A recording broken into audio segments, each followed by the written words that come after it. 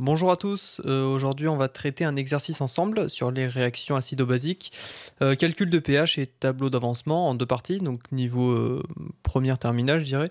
Bah voilà, on se lance hein, dans le bain direct.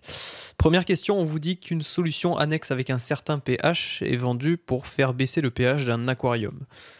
Donc cette solution contient des ions oxonium H3O+, donc voilà, oxonium on rappelle H3O+, voilà mon écriture. Je vais y arriver, voilà, H3O+. Et on te donne leur concentration, donc à rappeler, hein, concentration c'est toujours entre crochets. Voilà, là c'est ce qu'on appelle une concentration. On n'a plus le C est égal à quelque chose, ça existe de moins en moins. Quand on parle d'un composé, on le met directement entre crochets pour donner sa concentration.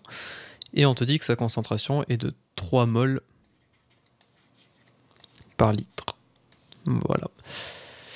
Il est préconisé par le vendeur de diluer 50 fois la solution avant de le mettre dans l'aquarium, déterminer le pH de la solution qu'on va mettre dedans. Donc première question toute simple, basique même j'ai envie de dire. Ce que je vous conseille, ça vous servira même pour l'examen, c'est de faire, si j'y arrive, c'est de faire des petits encadrés ici et de mettre toutes les valeurs que vous avez dans l'examen. Comme ça, votre cerveau fera plus facilement des connexions et vous trouverez plus facilement les chemins à prendre, on va dire, pour trouver la solution. Ou même, encore mieux, faire des schémas et annoter ce schéma pour savoir le cheminement à suivre. Donc ici, on a une solution hop, avec un certain pH. On ne connaît pas ce pH. Par contre, on connaît la concentration en ion oxonium. Voilà, c'est 3 moles par litre. Ok, cette solution, on va la diluer 50 fois. Donc, en général, on complète avec de l'eau distillée. Donc, on met une petite goutte d'eau ou H2O comme vous voulez. Mais on va diluer 50 fois la solution. Pour obtenir à la fin une solution finale. Dont on cherche le pH. Donc maintenant, là, c'est un peu plus visuel parce que on sait ce qu'on a ici, un facteur de dilution de 50, une concentration, un pH inconnu mais qu'on peut connaître, vous en êtes peut-être douté, et on a ce qu'on cherche à la fin. Donc comment, avec ça, je peux parvenir à ça? Eh bien, quel est le lien entre le pH et la concentration en ion oxonium? Eh bien, la formule, normalement, vous avez dû l'apprendre dans votre cours. Elle est indispensable, même pour après. C'est la concentration en ion oxonium est égale à 10 puissance moins le pH. De même que la relation inverse marche, c'est-à-dire qu'on peut calculer le pH, il est égal à moins log de la quantité d'ion oxonium. Enfin, de la concentration d'ion oxonium, excusez-moi. Voilà. Ces deux relations sont à connaître sur le bout des doigts.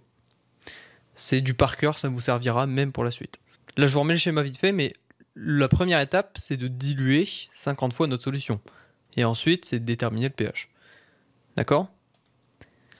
Donc, on va tout d'abord prendre notre concentration en ion oxonium, donc 3 moles par litre,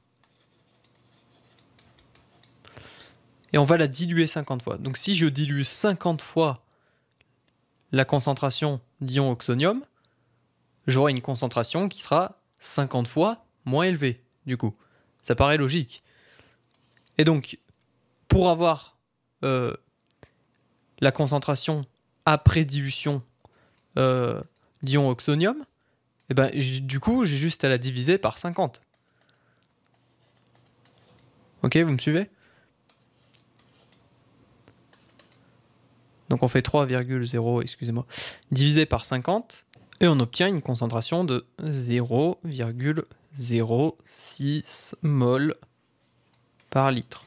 Donc ça, c'est la concentration après dilution. Et si je retourne sur mon schéma principal, j'ai effectué ma dilution par 50. Donc ici, à cette étape-là, je peux écrire que ma concentration en H3O+, elle est égale à 0,06 mol par litre. Ok. Et donc, maintenant, je cherche le pH de cette solution finale. Donc, j'ai la concentration en ion H3O+, et je cherche le pH de cette solution. Et bien là, vous avez la relation qui est juste ici.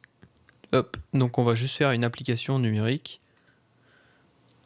On sait que le pH est égal à moins log de H3O+, et donc je fais moins log de 0,06 mol par litre, et j'obtiens un pH de 1,2.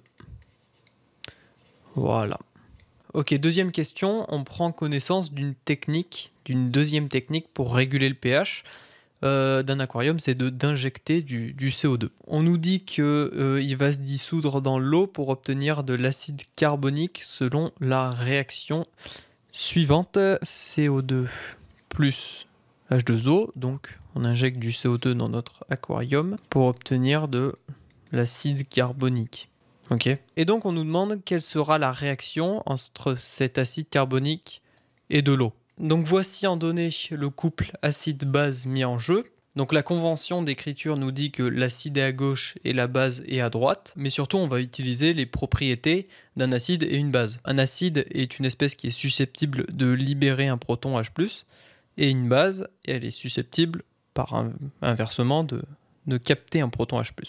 Ok. D'ailleurs, petit rappel, mais quand on dit un proton H+, quand un hydrogène manque un électron, c'est littéralement un proton.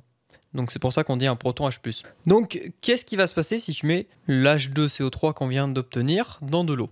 On a dit quoi? On a dit que H2CO3, il va libérer son proton. Donc ici, on sait que lui va libérer son proton, et donc que va faire H2O? Il va capter ce proton pour se transformer en oxonium. Donc on va avoir de l'HCO3-, il va libérer son proton, et H2O va capter ce proton, et donc va devenir H3O+. D'accord? Donc on pourrait faire un petit schéma si vous voulez, hop, pour montrer que le proton se dirige sur l'eau. Donc l'acide H2CO3 a réagi avec l'eau pour se transformer en sa base conjuguée et des ions oxonium. Alors dernière petite question avant de passer à la deuxième partie qui sera finalement la partie un peu plus complexe.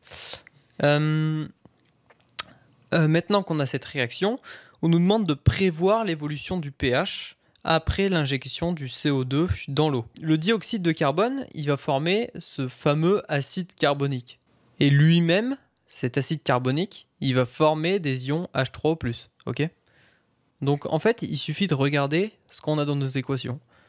Le CO2 qu'on a, il va devenir de l'acide carbonique, comme on a dit, quand il réagit dans l'eau. C'est-à-dire que si je mets du CO2 dans mon eau, pour mon aquarium, il va devenir de l'acide carbonique. Sauf que cet acide carbonique, il va réagir lui-même avec de l'eau. Et il va donner du HCO3- et surtout des ions oxonium. Mais c'est-à-dire que si il se passe ça, tac, on peut en retenir le plus important, c'est qu'au final, il se passe ça surtout. Le CO2, à partir du moment où je l'injecte dans l'eau, il va se produire une chaîne de réaction qui va mener à produire des ions oxonium. On sait que la concentration en ions oxonium est directement liée au pH. Elle augmente l'acidité. Elle fait diminuer le pH. Puisque le pH, comme on a écrit, est égal à moins log de H3O+, si on s'amusait sur notre calculette à tracer la fonction moins log de H3O+, on obtiendrait un graphique qui aurait cette tête-là, d'accord ? Or, une concentration, ça ne peut pas être négatif. C'est-à-dire qu'à partir d'une certaine valeur ici, mon graphe, ça ne marchera pas. Et on peut voir que c'est décroissant ici. C'est-à-dire que plus la concentration en H3O+ augmente, ici, dans ce sens-là, plus le pH sera faible. D'accord? Et donc ici, dans notre exercice, on injecte du CO2, on augmente la concentration d'ion oxonium, et donc ici, on fait diminuer le pH. Et si on diminue le pH, la solution devient acide. Voilà, c'est tout pour cette vidéo. J'espère que ça a aidé quelqu'un, j'espère. Je ferai peut-être une autre vidéo sur la prédominance. Là, la prochaine, ce sera sur un tableau d'avancement. Ce sera la deuxième partie de cet exercice. Et donc, voilà. Si vous avez des questions, n'hésitez pas. Et puis, bisous.